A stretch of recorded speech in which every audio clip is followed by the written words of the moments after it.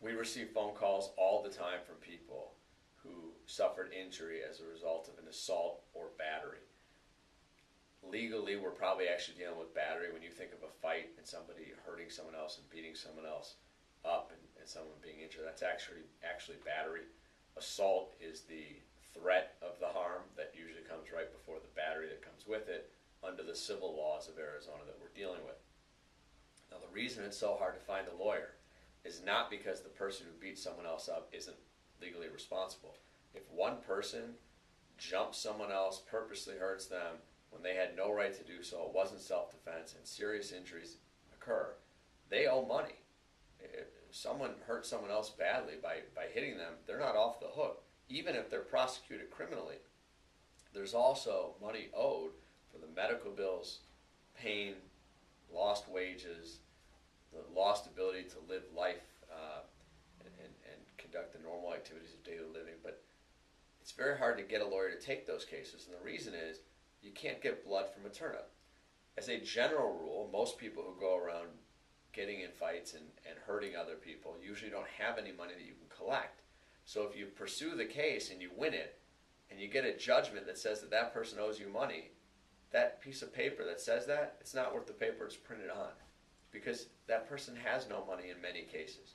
One of the reasons why it's so hard to get money is because one of the elements of assault cases and battery cases, basically fights and where someone gets jumped or hurt by someone else physically, is an intent. You have to prove the person who did it intended to cause the harm. Or even if you avoid that by making other allegations such as negligence, where the conduct is intentional, the person's insurance company usually won't cover them. It won't protect them. So now the person who got hurt is left without any ability to actually get compensation for what they suffered. So that's why it's so difficult. Now, if you were going to pursue an assault case on your own or a battery case on your own, what would you do? You would file a lawsuit if it was worth $10,000 or more. You would file it in the Superior Court in Arizona.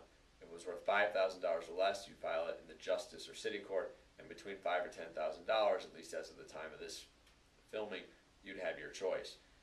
You file a lawsuit, that costs money, then you have to have someone serve the lawsuit on the person who caused the harm. You take the case through the stage of litigation, and ultimately, if they don't settle with you, you can probably get a judgment against them. In many cases, the people who do these things won't even show up for court, and you'll have the ability to get what's called a default judgment, where you'll get a judgment against them, and the judge will sign off on how much money they owe you if you can prove, or once you prove, what they did to you and what your injuries were, regardless of whether it's a default, although it changes what you have to prove. And so you can probably get the judgment on your own. Now, is it worth your time? Is it worth pursuing? Are you going to then try to get this money from this person? Well, that's an individual decision you have to make based upon who caused the injury. But that's why it's so difficult to find a lawyer to help you after somebody hurts you in a fight type situation.